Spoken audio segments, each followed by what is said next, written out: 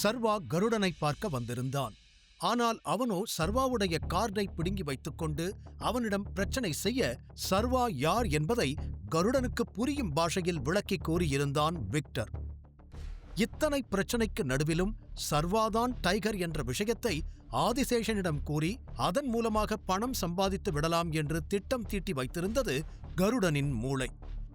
அதை தெளிவாக புரிந்து கொண்ட சர்வா, என்ன பத்தின உண்மை ஆதிசேஷனுக்கு தெரிஞ்சது, உன்னை உயிரோட விடமாட்டேன் என்று மிரட்டியிருக்க, பணத்தை விட இந்த நொடி உயிர் முக்கியமாகப்பட்டதில் சர்வா சொன்னதை கேட்டு தலையாட்டினான் கருடன். பிறகு அவ்வளவு நேரம் துப்பாக்கியோடு மிரட்டிக் கொண்டிருந்த சர்வா அதை விக்டரிடம் கொடுத்துவிட்டு அங்கிருந்த கருடனின் டேபிள் மீது இருந்த பேனா பேப்பரை எடுத்தவன், சோ உன்னோட பிளான் என்ன, அடுத்து என்ன பண்ண போற என்று கருடனிடம் கேட்டான். நான் ஆகாஷுக்கு போன் பண்றேன், பிளான்ல சேஞ்சஸ் இருக்கு, பையர் உன்னை தனியா மீட் பண்ண மாட்டார்னு சொல்றேன், நானும் கூட வரேன்னு சொல்லி அவன் டாக்குமெண்ட் எல்லாத்தையும் கொண்டு வர சொல்றேன் என்று கருடன் சொல்லிக்கொண்டே போக, நோ இது நல்லா இல்ல, நான் அந்த கம்பெனியை வாங்கலான்னு முடிவு பண்ணிட்டேன் என்று இடைமறித்து கூறினான் சர்வா. அதில் இன்னும் அதிர்ச்சி அடைந்தான் கருடன். இந்த மாதிரி அவனுடைய திட்டங்களை யாருமே குறை சொன்னதில்லை. அதில் சர்வா மீது கோபம் வந்தாலும் அதை காட்ட முடியாமல் தன்னை கட்டுப்படுத்திக் கொண்டு நின்றான் கருடன். அப்போது விக்டர் சர்வா அருகில் வந்து, பாஸ், அந்த கம்பெனியை வாங்கினா உங்களுக்கு தான் நிறைய பணம் வேஸ்ட் ஆகும் என்று கூறினான். கையில் இருந்த பேப்பரில் ஏதோ எழுதிய சர்வா அந்த பேப்பரை மடித்துக் கொண்டே, பணத்தை பத்தி எனக்கு கவலை இல்லை, அண்ட் இதால எனக்கு எந்த லாஸும் வராது, பிகாஸ் அந்த கம்பெனியை நான் நார்மல் ரேட்டுக்கு வாங்க மாட்டேன் என்று மனதிற்குள் ஏதோ திட்டம் தீட்டியபடி சொன்னவன் கருடனை பார்த்து, நானும் ஆகாஷும் பேசணும், அதுக்கு ஏற்பாடு பண்ணு, அவங்கிட்ட பணத்தை பத்தி நான் நெகோஷியேட் பண்ணிக்கிறேன் என்று கூற, சர்வாவின் திட்டம் ஓரளவுக்கு புரிந்ததில் தலையாட்டிவிட்டு நகர்ந்தான் விக்டர். சர்வா சொன்னதை யோசித்துக் கொண்டிருந்த கருடன், ஆனா இந்த விஷயம் எதுவும் ஆகாஷுக்கு தெரியக்கூடாது, கரெக்டா என்று கேட்டான். எஸ், இப்போதைக்கு தெரிய வேண்டாம், எல்லாமே செட்டில் ஆன அப்புறம் நான் யாருன்னு அவங்கிட்ட சொல்லிக்கோ, கூடவே அவனை அரெஸ்ட் பண்ண போலீஸ் வந்துகிட்டு இருக்குன்னு நீ சொல்ல வேண்டி இருக்கும் என்று கூறியதும் கருடன் பதிலே பேசவில்லை. என்ன, புரிஞ்சுதா இல்லையா என்று சர்வா கேட்க, புரிஞ்சுது என்று வேகமாக தலையாட்டினான். அப்புறம் ஏன் இன்னும் சும்மா இருக்க, வேலையை ஆரம்பி என்று சர்வா கூறியதும் வேகமாக தனது போனை எடுத்து ஆகாஷுக்கு அழைத்தான் கருடன். அந்த பக்கம் 2 ரிங்கில் அழைப்பை ஏற்றான் ஆகாஷ். ஹலோ ஆகாஷ், நான் கருடன் பேசுறேன் என்று பேச ஆரம்பித்தான் கருடன். மெதுவாக கருடனின் ஆள் ஒருவன் அருகில் நடந்து சென்றான் சர்வா. அவன் சர்வாவை பார்த்து பயத்தில் நடுங்க, சிறிது நேரத்திற்கு முன்பாக அவன் மடித்த பேப்பரை கருடன் பார்க்காத நேரம் அந்த ஆள் கையில் திணித்தான். அதில் சர்வாவை அதிர்ச்சியோடு பார்த்து அவன் ஏதோ பேச வர, பேசாதே என்பது போல சைகை செய்தான் சர்வா. அந்த பக்கம், ஓகே, நாளைக்கு ஈவினிங் மீட் பண்ணலாம், எஸ், சேம் பிளேஸ் தான், சரி என்று கூறி அழைப்பை துண்டித்துவிட்டு சர்வா பக்கம் திரும்பியிருந்தான் கருடன். சர்வா என்ன ஆனது என்று புருவம் உயர்த்த, டன் என்று கட்டை விரலை உயர்த்தி காட்டினான் கருடன். வெரி குட், அப்ப சீக்கிரமே நாம மறுபடியும் மீட் பண்ணலாம் என்று கூறி சர்வா அங்கிருந்து கிளம்பிவிட அவனுடைய ஆட்களும் அவன் பின்னே கிளம்பினர். மொத்தமாக 3 கார்களில் ஆட்களை அழைத்து வந்திருந்தான் விக்டர். சர்வாவின் கார் கிளம்ப அவர்களும் பின்னாலே கிளம்பினர். சிறிது தூரம் பயணம் செய்த சர்வா ஆளில்லாத ஒரு ரோட்டில் காரை நிறுத்திவிட்டு கீழே இறங்கினான். அவனது முக பாவனையே அவன் டென்ஷனாக இருக்கிறான் என்பதை காட்டியது. அவனுக்கு பின்னால் வந்த கார்களும் அப்படியே நின்றுவிட வேகமாக இறங்கி சர்வா அருகில் ஓடி வந்தான் விக்டர். நான் உங்க 2 பேர்கிட்ட மட்டும் தனியா பேசணும், மற்றவங்களை எல்லாம் போக சொல்லு என்று சர்வா கூற, சர்வாவின் குரல் வித்தியாசமாக இருந்ததில் எந்த கேள்வியும் கேட்காமல் கூட வந்த ஆட்கள் அனைவரையும் செல்லும்படி சைகை செய்தான் விக்டர். அடுத்த நொடி மற்ற கார்கள் எல்லாம் அங்கிருந்து கிளம்பிவிட்டது. அவர்கள் சென்றதும் பவானி பக்கம் திரும்பி முறைத்து, சர்வா, அங்க வந்து வாயவே திறக்கக்கூடாதுன்னு சொல்லித்தானே உன்னை கூட்டிட்டு போனேன், எதுக்கு அவன் முன்னாடி நான் யாருன்னு சொன்ன என்று கோபமாக கேட்டுக்கொண்டே பவானியை நெருங்கினான். அதில் நடுங்க ஆரம்பித்த பவானி, மன்னிச்சிடுங்க பாஸ், அது நிஜமா வேணும்னு பண்ணல, எனக்கு என்ன பண்றதுன்னு தெரியல என்று தட்டு தடுமாறி பதில் கூற, இருவருக்கும் குறுக்கே வந்து நின்ற விக்டர், நான் தான் அப்படி பண்ண சொன்னேன் பாஸ் என்று கூறினான். உடனே சர்வாவின் பார்வை அவன் பக்கம் திரும்பியது. சர்வா ஆச்சரியத்தோடு அவனை பார்த்தான். கூடவே அவனது கோபமும் அதிகரிக்க விக்டரின் முகத்தில் குத்தினான். என்னதான் கோபம் இருந்தாலும் சர்வா வலிக்கும்படி அடிக்கவில்லை. ஆனால் அடி வாங்கிய விக்டரோ, நீங்க கோபப்படுவீங்கன்னு எனக்கு தெரியும், ஆனா நான் மன்னிப்பு கேட்க மாட்டேன். நீங்க டைகர், உங்களை பாதுகாக்க வேண்டியது எங்க பொறுப்பு. அதுக்காக எங்க உயிரை கொடுக்க வேண்டிய சூழ்நிலை வந்தாலும் அதுக்கும் நாங்க தயங்க மாட்டோம் என்று அழுத்தம் திருத்தமாக கூறினான். அவன் குரலிலேயே டைகர் மீது அவன் வைத்திருக்கும் மரியாதை அப்பட்டமாக தெரிந்தது. அவன் பேச்சிலும் அத்தனை உண்மை தெரிய சர்வாவால் அதற்கு மேல் அவனை திட்டவோ அடிக்கவோ முடியவில்லை. இருந்தும் சர்வாவின் கோபமும் குறையவில்லை.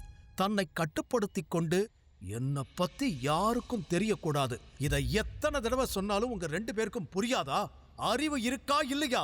தயவு செஞ்சு நான் ஏன் இதை சொல்றேன்னு புரிஞ்சுக்கோங்க. என்னை எத்தனை பேர் தேடிக்கிட்டு இருக்காங்கன்னு உங்களுக்கு தெரியுமா? நம்ம கூட்டத்துக்குள்ளேயே ஸ்பை இருக்கான். ஒருவேளை என்னை பத்தி அவங்களுக்கு எல்லாம் தெரிஞ்சதுன்னா என்னால எப்படி அவங்கள கண்டுபிடிக்க முடியும்? எல்லாமே நாசமா போயிடும். உங்க 2 பேருக்கும் புரியுதா இல்லையா என்று கத்தினான். ஆனால் அவனை நிதானமாக பார்த்த விக்டர், நீங்க எதுக்கு இவ்வளோ டென்ஷன் ஆகுறீங்க பாஸ்? உங்களை சுத்தி விசுவாசமான ஆட்கள் இருக்கிற வரைக்கும் எந்த ஸ்பையாலையும் உங்களை எதுவும் பண்ண முடியாது. அது யாரா இருந்தாலும் கூடிய சீக்கிரம் நம்ம கண்டுபிடிச்சிடலாம். நானும் பவானியும் எங்க கடைசி மூச்சு இருக்கிற வரைக்கும் உங்க கூடவே இருப்போம் என்று உறுதியளிக்கும் விதமாக கூற, விக்டர் சொல்றதுதான் சரி பாஸ், உங்களுக்காக நாங்க என்ன வேணாலும் பண்ணுவோம் என்று தானும் சொன்னான் பவானி. இருவரையும் பார்த்த சர்வா பெருமூச்சு விட்டான். இவர்களை வைத்து மட்டும் அந்த ஸ்பையை கண்டுபிடித்து விட முடியாது என்று அவனுக்கு நன்றாக தெரியும். அதனால் இருவரையும் தன் அருகில் அழைத்தவன், இதுதான் உங்களுக்கு லாஸ்ட் வார்னிங். இனிமே என்னை பத்தி யார்கிட்டயும் சொல்லக்கூடாது. மீறி சொன்னீங்க, இந்த மாதிரி பொறுமையா பேசிக்கிட்டு இருக்க மாட்டேன் என்று மிரட்டுவது போல சொல்ல, பவானி விக்டர் இருவரும் தலையாட்டி, இனிமே சொல்ல மாட்டோம் பாஸ் என்றனர். அதற்கு லேசாக தலையசைத்த சர்வா, ஆமா 3 கார்ல ஆள் கூட்டிட்டு வந்தியே, அவங்க கிட்ட எல்லாம் என்னன்னு சொல்லி கூட்டிட்டு வந்த? அவங்க எப்படி உன் கூட வந்தாங்க? அவங்க கிட்டயும் நான் தான் டைகர்னு சொல்லி தொலைச்சியா என்று லேசான கோபத்துடன் கேட்க, சிரித்த விக்டர், நோ பாஸ், அவங்க கிட்ட நீங்க டைகருக்கு ரொம்ப வேண்டப்பட்ட ஆளு, உங்களை காப்பாத்தணும்னு சொல்லி கூட்டிட்டு வந்தேன் என்றான். அதை கேட்டதும் சர்வாவிற்கும் சிரிப்பு வந்துவிட, நல்ல வேளை அவங்க கிட்டயாவது உண்மையை சொல்லாம விட்டியே, அது வரைக்கும் சந்தோஷம். ஆனா என்னால அந்த கருடனை தான் நம்ப முடியல. உங்களுக்கு அவன் நம்மள மீறி உண்மையை வெளியே சொல்லிடுவான்னு தோணுதா என்று விக்டர் மற்றும் பவானியிடம் கேட்டான் சர்வா. ஏன் பாஸ் இப்படி கேக்குறீங்க என்று பவானி புரியாமல் கேட்க, அவனை பார்த்தாலே பணத்துக்காக என்ன வேணும்னாலும் செய்கிற பரதேசி மாதிரி தெரியுது. ஆனா நீங்க தான் அவனை மிரட்டிருக்கீங்களே பாஸ் என்று கேட்டான் விக்டர். கரெக்ட், ஆனா நீங்க ஆல்ரெடி சொன்ன மாதிரி அவனோட பிசினஸ்ல அவன்தான் டாப்ல இருக்கான். இப்போ நாம குறுக்க போயிருக்கோம். எனக்கு தெரிஞ்சு அவன மாதிரி ஆளுங்க இதை ஏத்துக்க மாட்டாங்க. சோ அவன் கண்டிப்பா ஆதிசேஷன் கிட்ட என்னை பத்தி சொல்லி அதை வச்சு பணம் சம்பாதிக்கத்தான் பாப்பான்னு தோணுது என்றான் சர்வா யோசனையுடன். நீங்க சந்தேகப்படுறது எனக்கு புரியுது பாஸ், ஆனா என்னதான் இருந்தாலும் அவனுக்கும் உயிர் பயம் இருக்கத்தானே செய்யும். அதையும் மீறி உங்களை பத்தி வெளியே சொல்லுவான்னு உங்களுக்கு தோணுதா என்று மீண்டும் கேட்டான் விக்டர்.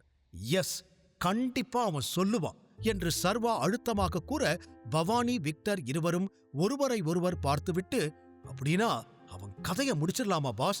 அதை தவிர வேற எந்த வழியும் இல்ல, நீங்க ஓகே சொல்லுங்க, நான் பாத்துக்கிறேன் என்று விக்டர் கூற, நோ அது முடியாது என்றான் சர்வா.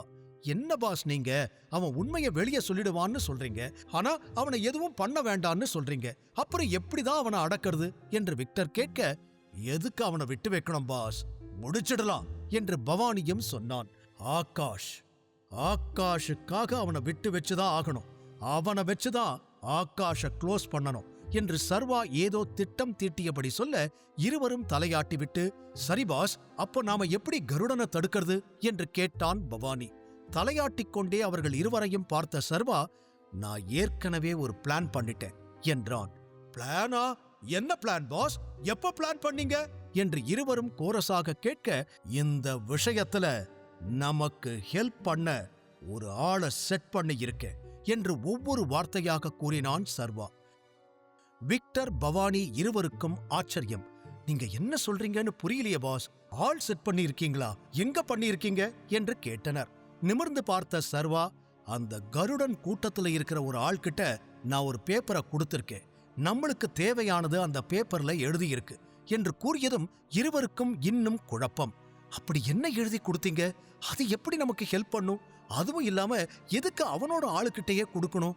அவங்க நமக்கு ஹெல்ப் பண்ண மாட்டாங்க பாஸ், அவங்கிட்ட தான் சொல்லுவாங்க என்று விக்டர் அடுத்த நொடியே கூறினான். ஆனால் சர்வா அதை கேட்டு தடுமாறவில்லை.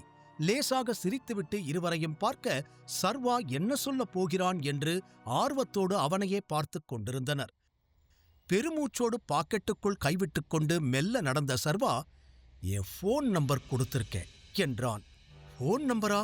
அதை எதுக்கு அவங்கிட்ட கொடுத்தீங்க என்று சர்வா சொல்லும் அனைத்திற்குமே இருவரும் மாறி மாறி கேள்வி கேட்டுக்கொண்டே இருக்க, எதுக்கு இப்போ 2 பேரும் இவ்ளோ ஷாக் ஆகுறீங்க? அவனைத்தான் நான் அந்த குரூப்லயே ஸ்பையா யூஸ் பண்ண போறேன். கண்டிப்பா நான் மிரட்டுனதையும் தாண்டி அந்த கருடன் நிச்சயம் ஏதாவது பண்ணுவான்.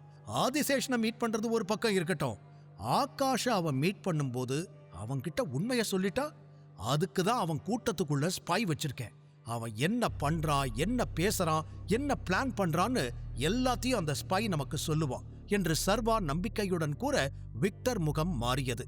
சர்வா சொல்வதை அவனால் ஏற்றுக்கொள்ள முடியவில்லை. இல்ல பாஸ், எனக்கு என்னவோ இந்த ஐடியா ஒர்க் அவுட் ஆகும்னு தோணல. உங்க போன் நம்பர் பார்த்துட்டு அவன் போன் பண்ணாதான் அவன் நமக்கு ஸ்பையா இருப்பான். அவன் பண்ணலேனா என்ன பண்றது? அதுவும் இல்லாம முன்ன பின்ன தெரியாத ஒருத்தனை நீங்க இந்த அளவுக்கு நம்ப கூடாது. ஹேண்ட் அவன் கருடனோட கேங்ல இருந்துகிட்டு நமக்கு எப்படி உதவி பண்ணுவான்? நீங்க சொல்ற எதுவுமே நடக்கிற விஷயமே இல்ல பாஸ் என்று புலம்பி தள்ளினான். ஆமாம் பாஸ், எனக்கும் அப்படிதான் தோணுது. ஆனா நீங்க சொல்ற மாதிரி நடக்கவும் வாய்ப்பு இருக்கு. பிகாஸ் அவங்க எல்லாரும் சம்பளத்துக்கு அவங்கிட்ட வேலைக்கு இருக்கிறவங்க. நம்மள மாதிரி பாஸ காப்பாத்தணும் அப்படின்னு சபதம் எடுத்தவங்க கிடையாது. அதுதான் அவங்களுக்கும் நமக்கும் இருக்கிற வித்தியாசம். அந்த வித்தியாசம் நமக்கு உதவி செய்ய வைக்க கூட வாய்ப்பு இருக்கு. கரெக்டா பாஸ் என்று பவானி கேட்க சர்வாவிற்கு அவன் கூறிய விளக்கம் பிடித்திருந்தது. கரெக்டா சொன்ன என்று பவானியின் தோளில் தட்டிய சர்வா, ஏற்கனவே நான் தான் டைகர்னு அவங்களுக்கு தெரிஞ்சிடுச்சு. சோ எனக்கு உதவி பண்ணலாமா இல்ல அந்த கருடனுக்கு விசுவாசமா இருக்கலாமான்னு அவனுக்குள்ள ஒரு கேள்வி வந்திருக்கும். அறிவு இருக்கிற யாரா இருந்தாலும் எனக்கு உதவி பண்ணத்தான் நினைப்பாங்க என்று மிகுந்த நம்பிக்கையோடு சர்வா கூற பவானி தலையாட்டினான். என்னமோ 2 பேரும் மாறி மாறி சொல்றீங்க, எனக்கு தான் நம்பிக்கையே வரமாட்டேங்குது. சரி, ஒருவேளை அவன் நமக்கு உதவி பண்ணலேனா நம்ம என்ன பண்றது என்று முன்னெச்சரிக்கையாக கேட்டான் விக்டர். என்கிட்ட இன்னொரு பிளான் இருக்கு, ஐ மீன் பிளான் பி என்றான் சர்வா. சர்வா கருடனின் ஆளிடம் போன் நம்பரை கொடுப்பதற்கு முன்னர் இன்னொரு திட்டத்தை யோசித்து வைத்திருந்தான். கருடனின் ஆள் சர்வாவிற்கு உதவுவானா? அப்படி நடக்கவில்லை என்றால் சர்வாவின் பிளான் பி என்ன? ஆதிசேஷனுக்கு தெரியாமல் தன் அடையாளத்தை சர்வாவால் மறைக்க முடியுமா? முழு கதையையும் கேட்டு மகிழ பாக்கெட் FM ஏப்பை டவுன்லோட் செய்யுங்கள். லிங்க் டிஸ்கிரிப்ஷனில் கொடுக்கப்பட்டுள்ளது.